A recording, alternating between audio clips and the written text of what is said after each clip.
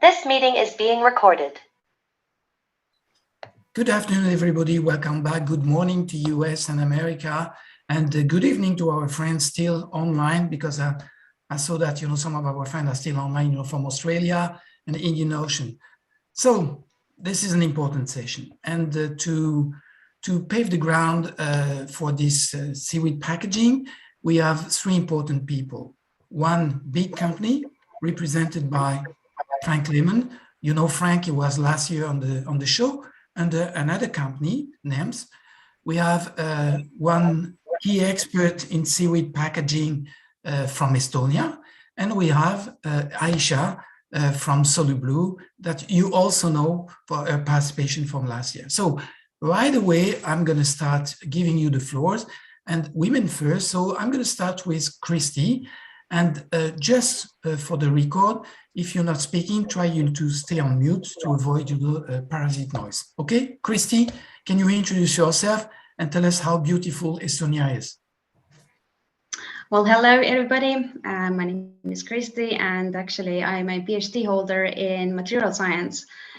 Wrote my thesis on biodegradable packaging materials and actually achieved something good.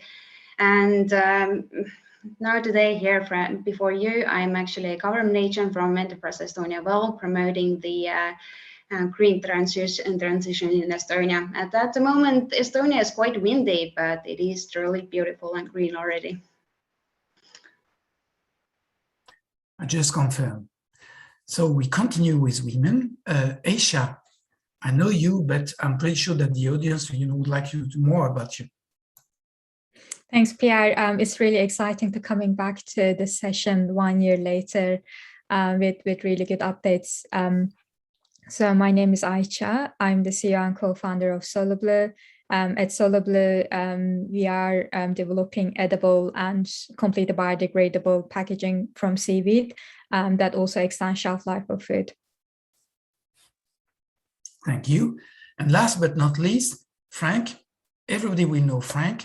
Everybody will fear Frank, but Frank is the most knowledgeable person I know in the seaweed packaging, and I'm glad he's with us today. Frank, it's up to you. So thanks for the flowers, Pierre. Quickly, I'm running Amcor's venture initiative, which is the idea of actually investing into exciting startups in the packaging space. Seaweed is one of the key applications which we're looking in. We have also launched now Amcor Liftoff, which is specifically targeting at seed funding, and I have probably during the session more time to go into more detail. Looking forward to the discussion. Thanks, Pierre. And we will, of course. So one question that was not on my framework, question panel, we're going to start to explain to the people what is the differentiation between packaging, biopackaging, and natural polymers. And I'm going to turn this question first, to Ayca. I think in this area, there's a lot of confusion, understandably, by consumers, because, you see so many different, plastic materials that comes across as, names as PLA, PP, PET, and it's really confusing for both consumers, but also customers. So from our perspective, we see that we basically make the distinction between petrol-based plastic, bio-based plastic that are basically, modified, chemically modified, for example, potato starch to bioplastics, or, rice starch type of renewable resources to chemically modifying into bioplastics. And the natural polymers, they are not chemically modified polymers that are naturally occurring in the environment. And this is where we are basically identifying our polymer in that category. But of course, I'm sure Kristi will have much more understanding in that. Absolutely. And Kristi, maybe you can complement, this answer, because you did your thesis on this.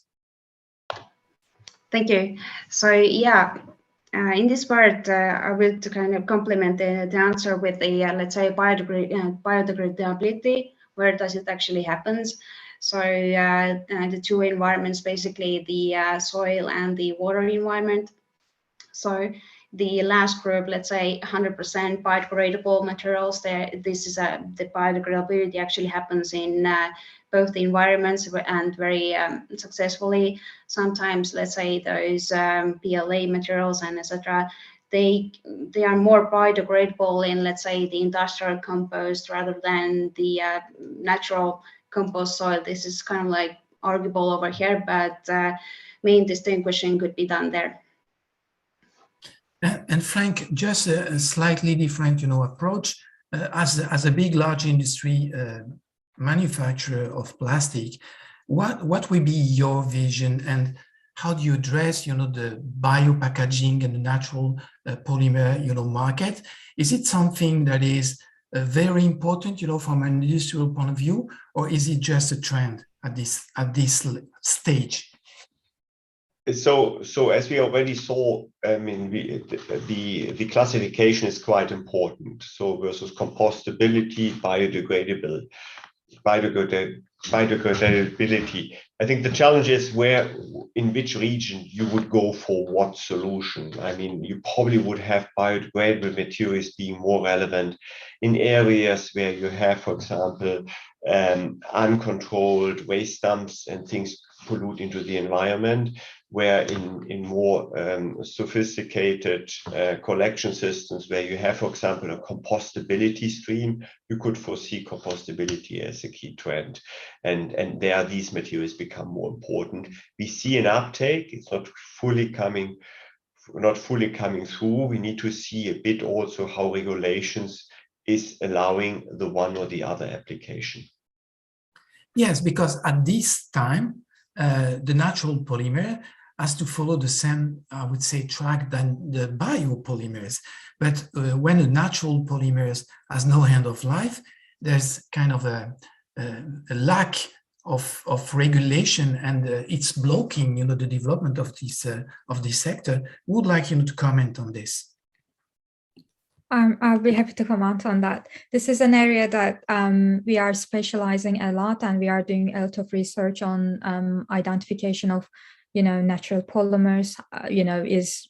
There are so many materials out there, and let's go back to the main directive that EU suggested with their SUP report, and they explain why they are doing this distinction between natural polymers and PLA, PHA type of materials, is because of marine pollution, ocean pollution, and land pollution. And according to the statistics, 50% of this pollution is coming from single-use plastics.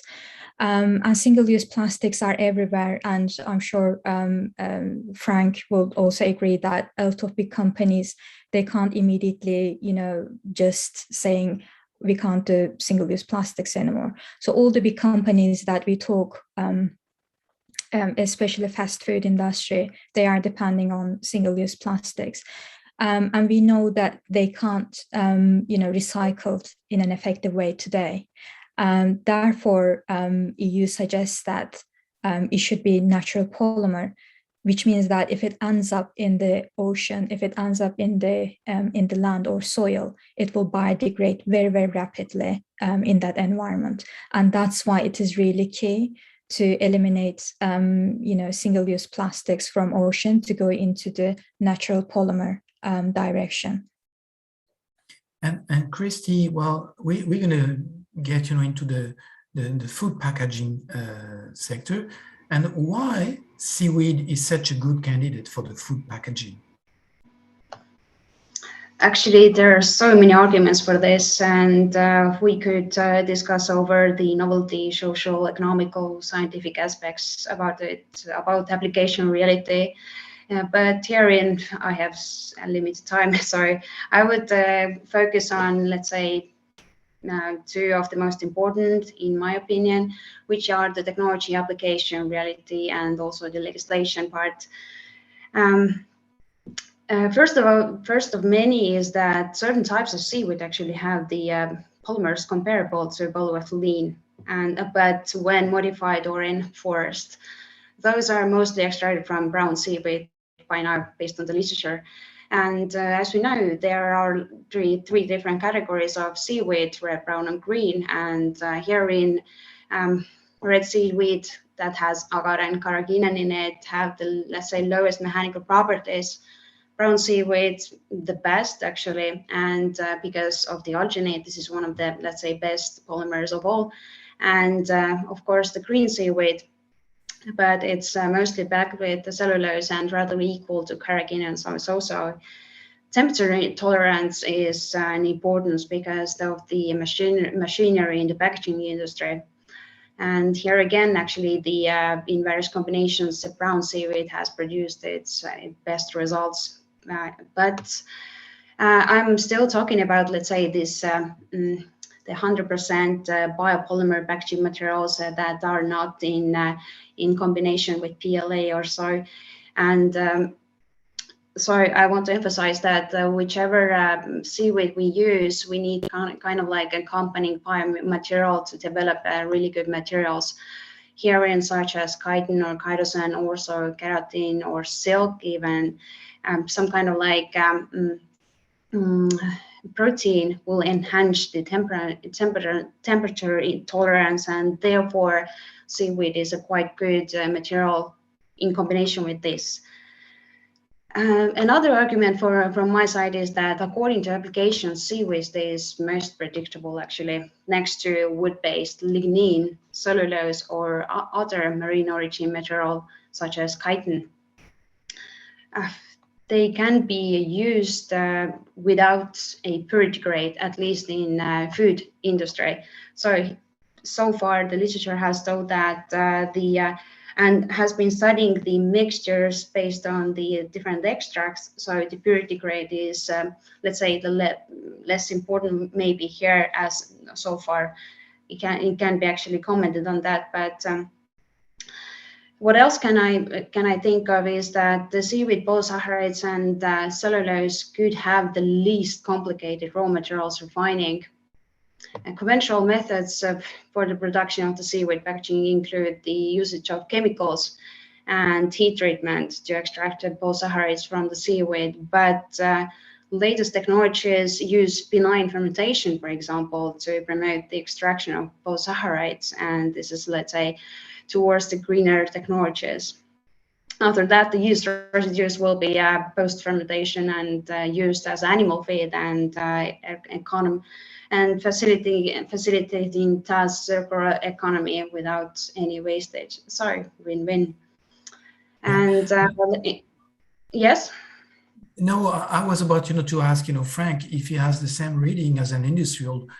He's very concerned with the demand of the consumer, and he's scouting a larger scope. So he mentioned at the beginning that he was scanning different type of biopolymer. So Frank, do you have the same reading on the seaweed biopolymer for the food industry, and what will be the key advantages from your point of view? So maybe maybe not going into the key advantages, more saying what are the requirements in order to make seaweed as a polymer structure being acceptable. So there are probably 4 or 5 elements. Let me start. The first thing is it needs to be food grade. So that's the very first thing. The second part is it needs to bring as the polymers either itself or in combination with another solution barrier, because we need some sort of moisture and oxygen barrier, especially moisture.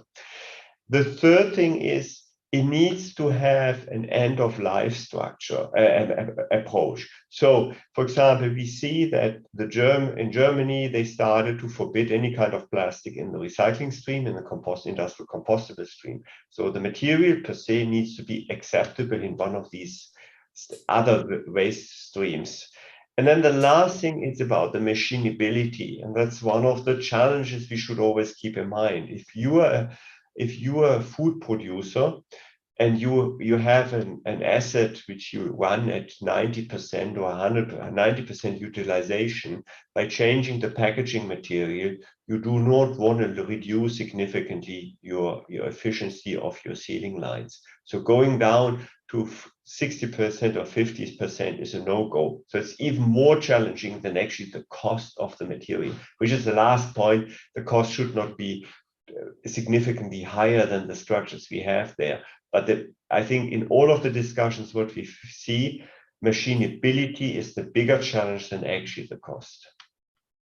So, Ayca, can you complete, this type of answer? Because over the years, you went through the different, questions, and how can you comply with these demands, and how you turn, because Kristi said, the alginate is the best option for food packaging, but I have the feeling that you'll come with another approach. And can you elaborate a little bit more on that? Yes, I think I agree with both Kristi and Frank. Of course, I can talk about what we have developed at Solublue. It's a seaweed-based material.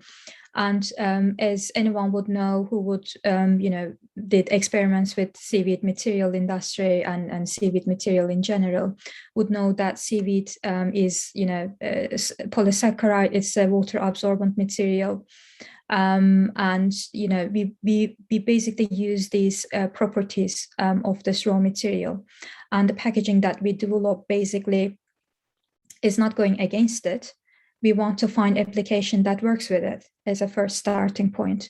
So with our material, when we pack with, for example, food, what we observed is that we actually extend shelf life of food due to the fact that our material is water absorbent. It doesn't have any, plastics in it. It lets water vapor to evaporate from the packaging, which means that if you have fresh food, or non-fresh food inside of this packaging, any moisture coming from the food will be absorbed by the packaging and evaporated back to the environment. In this way, we can actually extend shelf life, and when the freshness is gone, the product basically could gradually dry over months, which means that we can actually preserve food with seaweed-based packaging.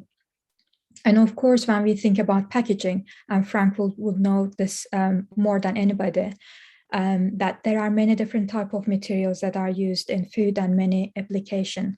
A packaging for bread is different than a packaging material for chocolate bar, and different for coffee beans and tea packaging. And there are reasons for that, like oxygen barrier, moisture barrier, food contact, and all these details. But what I like to highlight is that for us as Solublue, we don't want to compromise from this biodegradability and fast biodegradation aspect. And we want to achieve the results that will work with the properties of the seaweed material, which is using the hydrophilic properties in the advantage of the products that we are encapsulating inside of this packaging.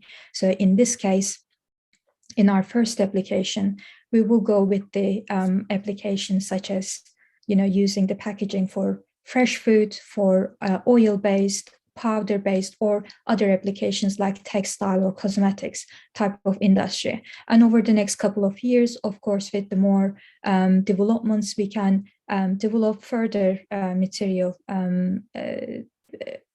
developments in this area to be used as packaging for reusable applications. But of course, I'm only talking about single-use applications, but yeah. Yeah, and talking about the end of life, Kristi, how do you handle this type of issue, let's say in Estonia, and what is important, from a government point of view perspective? Is it important that you can recycle and keep the environment clean? What is the most important selling point, to that extent? Well, the constant, let's say, the problem with new packaging materials are that are they, let's say, monomaterial or the multi-material, and where they do actually end up. So this is quite important in this aspect, even most certainly in the food industry. Here in Estonia, we don't put that much attention to it. Of course, there is a growing awareness of it, and regards to this new materials, I would like to actually comment on the, let's say, last answer as well. Kind of like we need to kind of meet the demands of the supermarkets, and this is kind of like interesting that if the food shelf life is extended to some extent, we need to still meet the requirements of them, and the packaging materials kind of like need to meet the demands of the, let's say, high moisture content food and medium moisture content food, and this is kind of like really a real challenge here with the new materials. And yes. Yeah, so we can say that, you know, this is a nascent industry, and there's always question marks, there's always bottlenecks. And I know, Frank, that you've been very active, you know, in solving some of these issues. And I'd like, you know, maybe to spend a few minutes on the initiative that you've launched at Amcor, you know, to try to kind of accelerate this process. And how do you want to foster, you know, the development of the seaweed polymer? And maybe you can spend, you know, a few minutes on explaining your initiative. Yes, for sure. Thanks a lot. We realized in the last year that there are a couple of guys out there, a couple of companies already quite mature, but there's more and more ideas popping up. I think the trend on sustainable packaging is something which is very much evolving and quite emerging over the last few years.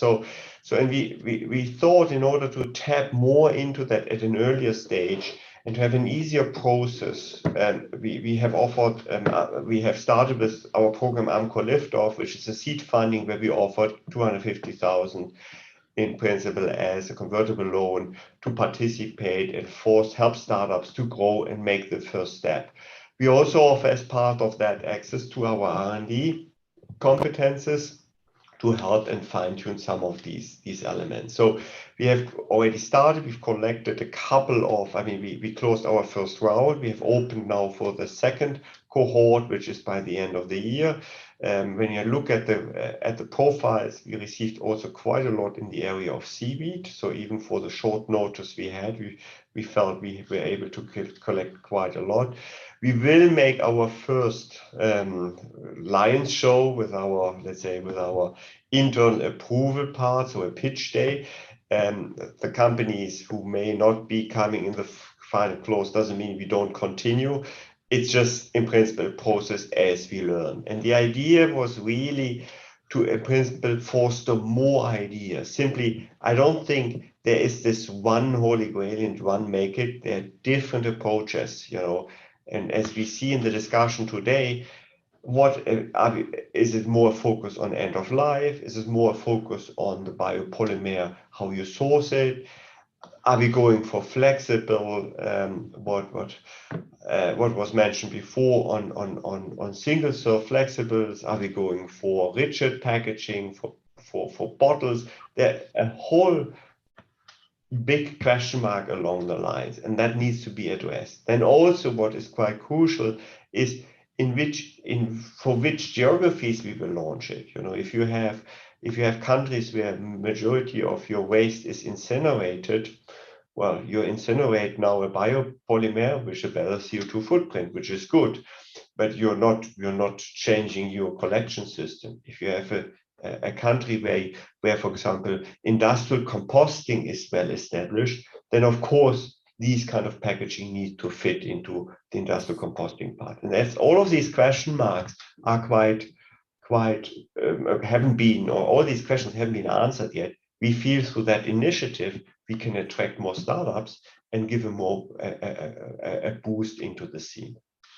And how long, you know, do you think it will take, you know, to get you to a mature level in terms of seaweed packaging, Frank? I mean, I believe you need to be realistic. and even compared with other industries, if you are starting now on seaweed, it takes you 3 to 5 years to come to something where you would be able to start production on industrial scale. You know, what we are speaking about, I mean, the big first challenge for most of the companies, I believe, is to move out of lab into a pilot plant. Small production. The second challenge is to find customers who are willing to use the material.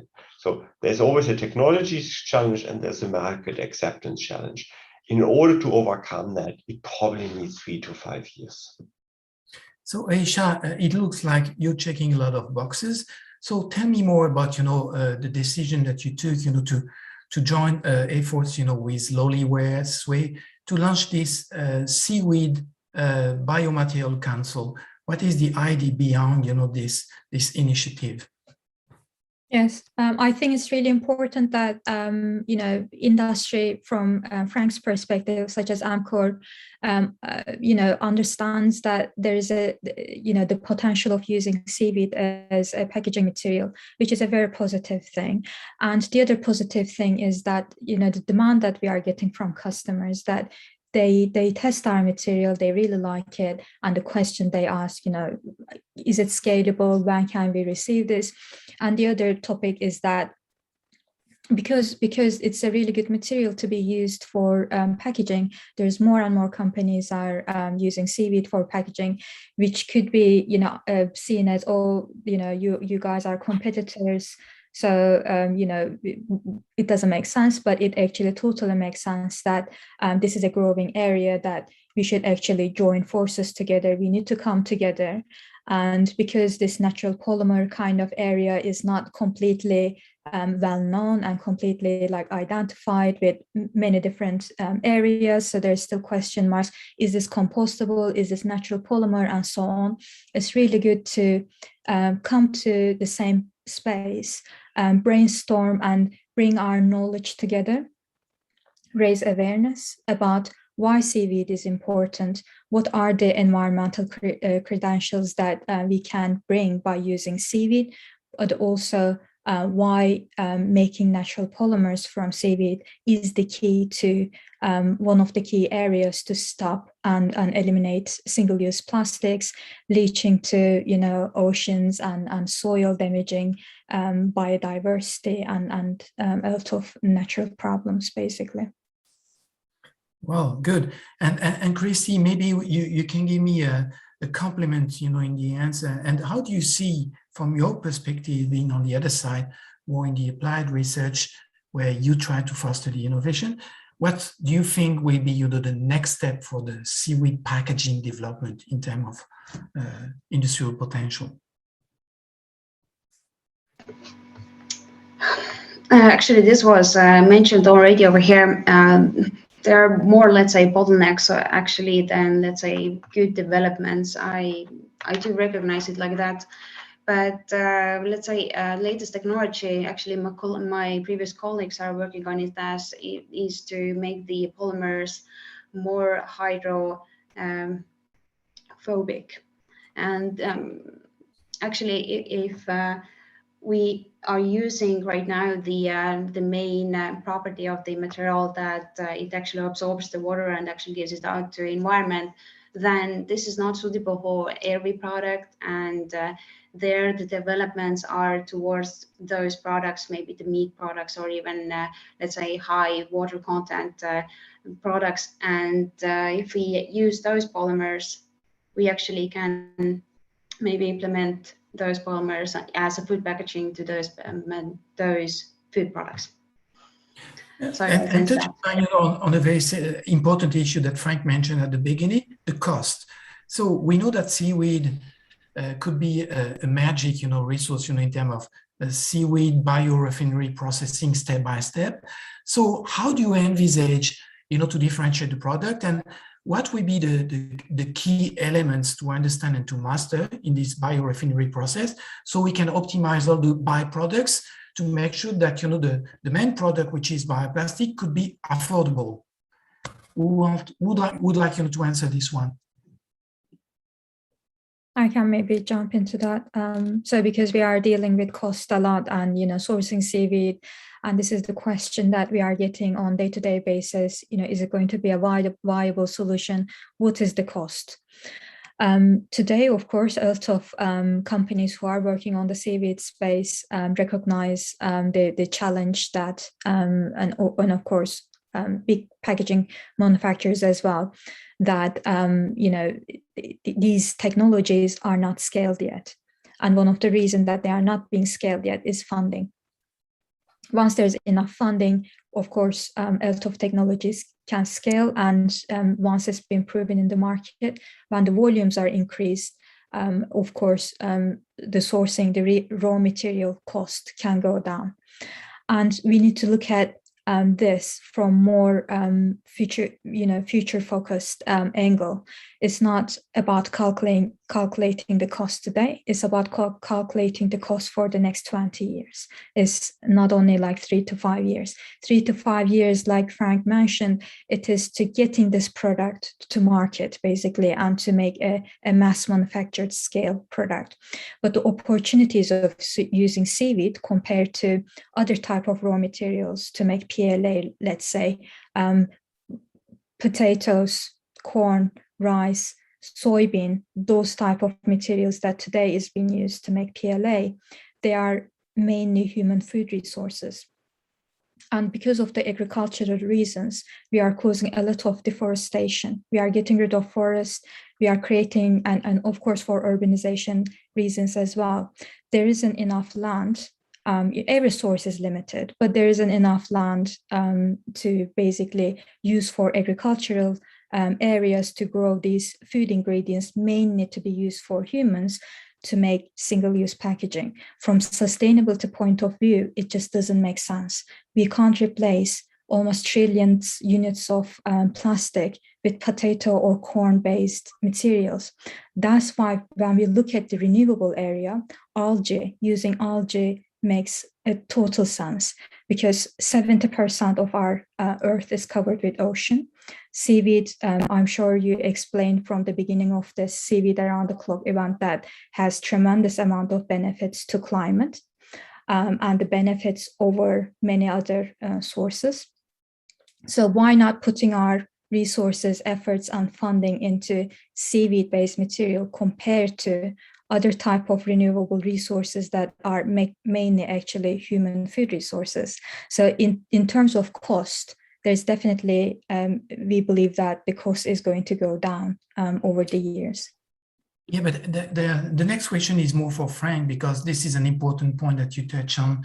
I think that the resources could be there, but we need to scale up, massively scale up, the cultivation of seaweed.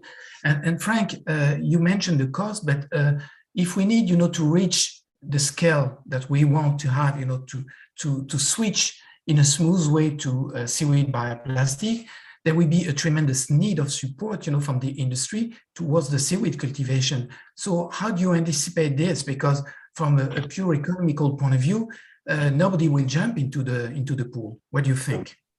Yeah, but I think realistically, this will probably go in plateaus. I mean, the first plateau is, can we produce polymers, let's say 40,000, 50,000 tons of polymer being usable in the industry and have applications based out of seaweed? I mean, if this, let's call it, this would be for me the first plateau to be reached, because then you have achieved two things. You have generated an interest in the marketplace. You were able to show, to be able to scale it at a reasonable level, and you know how to produce it, and you have a market for it. So, and then the next question comes up.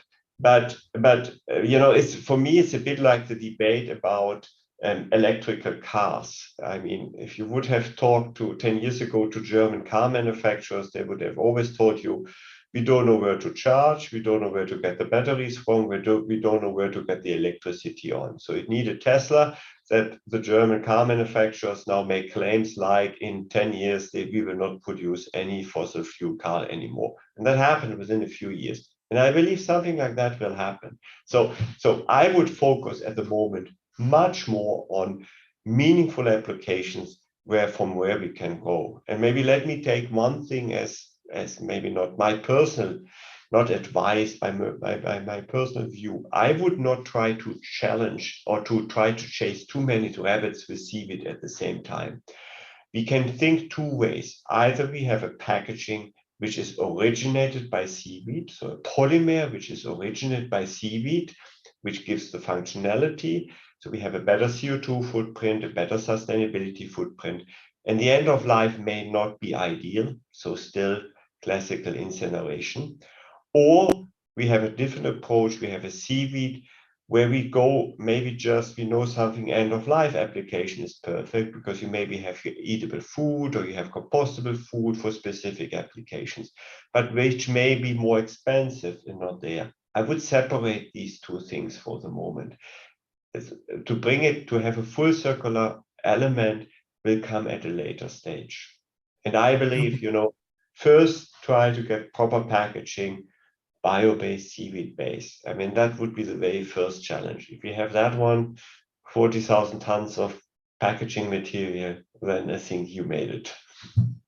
And to the three of you, do you think that the consumer is ready to pay a premium price if we go to him and say, well, this is natural polymer, there's no end of life, it will bring much more added value, to the environment. Do you think that people are ready to pay, let's say, 2 cents more, per pin, per cardboard or packaging to get, the strawberries, the fresh product? From our perspective, we talk to customers all the time. And we know that some customers, like global giants and fast food brands, even just raising a cost for 1 penny is a big struggle, because it means like billions of dollars cost for them. But we see a lot of moments from and a lot of interest from many companies. On the other hand, they might not be as big as these global giants, but there is a demand in completely natural polymers that they want their customers to just put it into their food waste or compost bin waste. What's happening is that a lot of companies today try to make organic products, sustainable products, but they do not want to put their products into a plastic packaging or a packaging that doesn't biodegrade fast enough. So when they want to sell their product, they can't create a whole scenario that this product is 100% sustainable. They can't make these claims because of the issues of transparency, ethical aspects. In this case, they are willing to pay more than that. We've seen it in textile industry, we've seen it in cosmetics industry. Food industry is a bit more challenging, I have to say. There is this aspect that we are bringing in the food industry, is that we are extending shelf life of food. So when we talk to fresh food producers, they love it. They love the idea that, if you have strawberries, that if you extend shelf life of it 2 extra days, is a massive gain for food producers. For this reason, it is really it's really important to understand positives and negatives. In the seaweed polymer scenario, we don't see that there's any negatives, both with extending shelf life scenarios, complete biodegradability and natural polymer cases. The customers that we talk to are very open, and they would actually said many times that they would buy it even if it's 10 times higher than PLA type of packaging. So I'm going to ask you, because the time is flying, and it's always very interesting to listen to you guys. One recommendation. I'm going to be the tooth fairy today. One wish, and we start with Kristi. What do you expect? What will be your most wanted wish? For the next coming years to come, if you can accomplish that. Change of people's mindset. Kind of like they need to be adjusted to the new materials and kind of understand that they are really good. And this is kind of like the biggest challenge in my mind. And how do you work on this? we need to start showing study cases like we have already there. For example, a good example is Notla, actually. And if we show on a practical way, people will see that it will work and they will be ready to pay for it. And if it's locally made, this is quite a good, nice advantage for seaside countries who have the material and who can produce it on site, and the hidden costs will come down, and etc., etc. So if people will say it, the mindset will change, and I hope this will happen faster than later. It won't take 5 years, so this is my wish. And so, Frank, you're the rainmaker. So what will be your wish? So I'm the rainmaker because I have the money. So my wish is probably, my wish is different. It's more an advice. My advice for everybody who works in startups is, think about the devil is in the detail here. Think very carefully about what kind of application you're chasing. Don't stop in your thinking too high, because it's not about to go into the atmosphere when you come back from your moon flight. It's actually landing the whole thing. And that's the whole thing. So if you have the right application and you found it, you have a recurring business and some small interest, and it doesn't matter if it's 5,000 or 500,000 or whatever number, it needs to be recurring. Then I think you made it. So it's about it's understanding the details, understanding why people are not changing. They don't change simply because they don't want. Everybody wants to change, but they are looking for help, and they can't change because they don't see how to do it. So that's my advice. Good. And Ayca, you've got the final say. I know that you're in full speed. You're almost done with your fundraising. You have so many people that are interested in the polymer. What would be the best wish for you? Best wish for me is to again raising awareness with customers and a lot of people about the plastic pollution and all the consumption that we are making that are really harmful to the environment, and of course my best wish would be to not to have any plastic in our environment, and only sorting out our compostable based packaging to be completely natural, and also sorting this recycling issue that is a huge problem today. And I will conclude on one very important point. I think that there are many companies in the seaweed polymer biomaterial side. You're not competing. There might be overlapping and you may chase the same clients, but the demand is tremendously important and large.